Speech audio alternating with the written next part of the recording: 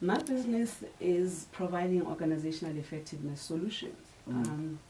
It's just not HR, and I know that some people who are not in HR think that anybody can do HR because the portrayal is an administrative function, and it's not. If you've been exposed and have worked as an HR specialist in a number of areas within HR, you understand that it is essentially about getting organizations to be effective through their people. Through their people, yes. Absolutely. It is people that run organizations. Now, we also mentioned, Phindi, that earlier on we mentioned that you work for companies like Aveng and Netcall Bank. Yes. I mean, you had an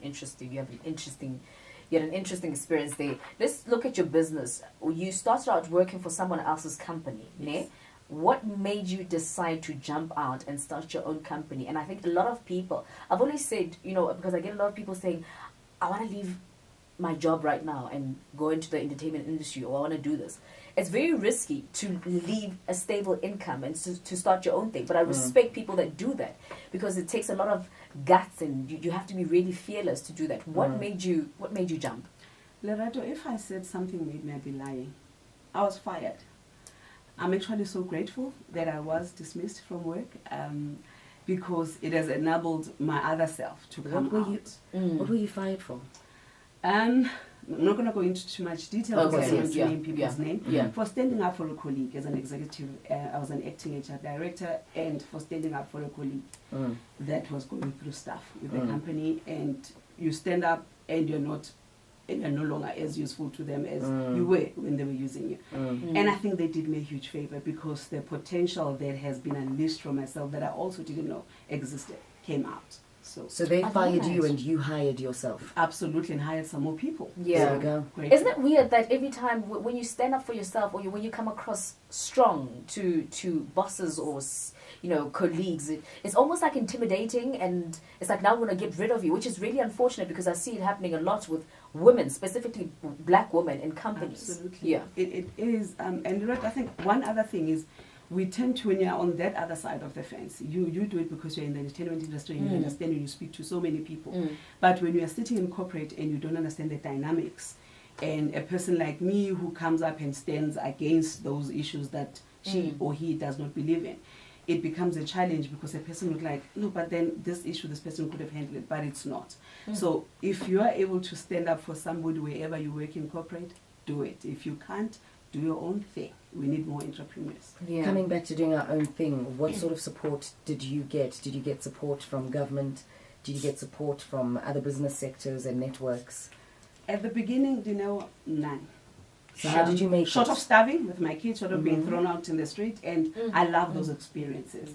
I love that learning. One of the reasons I've written a book, it's about finish, so we're the editing and then we're going to go publishing, talking about women with purpose, is... Please proofread that book over and I over would again. definitely, I don't want that made experience. We would hate exclusive books to retract. To recall it, and then I can also agree why the name is saying Bada instead of Raba, but nonetheless, There we that's go. not called. There we go.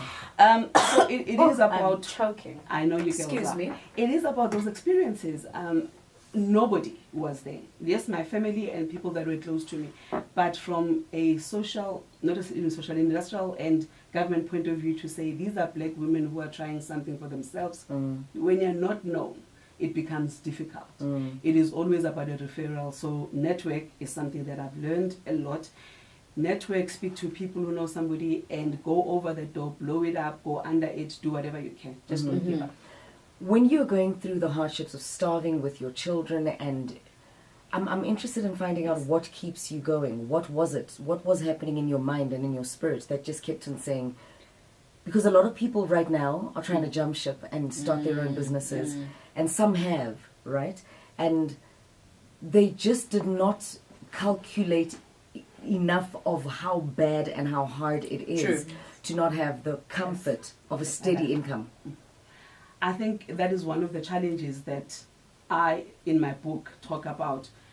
When you are able to do that planned, make sure that you plan enough in terms of how you're going to cover those expenses, because not everybody goes out and receives a project and gets working on it. So make sure that you cover enough or save enough money to be able to carry it through, because that is an underestimation that entrepreneurs don't share and other business people don't. Yes, some do, but we don't share what it is like, and we make it look so glossy, and I do So my own easy. hours so easy, and it isn't. But it is something that we all need to embark on. Yeah. To And let's improve talk our about economy. your company. What exactly does it do for someone who's still a bit puzzled? Okay. Because, I know your experience in HR and business operations covers the design and execution of HR strategy and so many other things. What exactly does it do? Okay. I'm going to try and put it as simple as I can. Layman terms. Yes. Yeah, Yeah. absolutely. Yeah.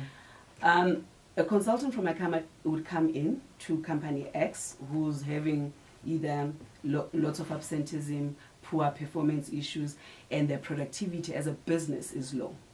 And they would then look at the people side of things. Do you have the right people in those positions? What is your strategy saying in terms of where you want to go to, and what are the skills you actually need for you to get there? Mm-hmm. What are the current processes that you do in your business? Mm-hmm.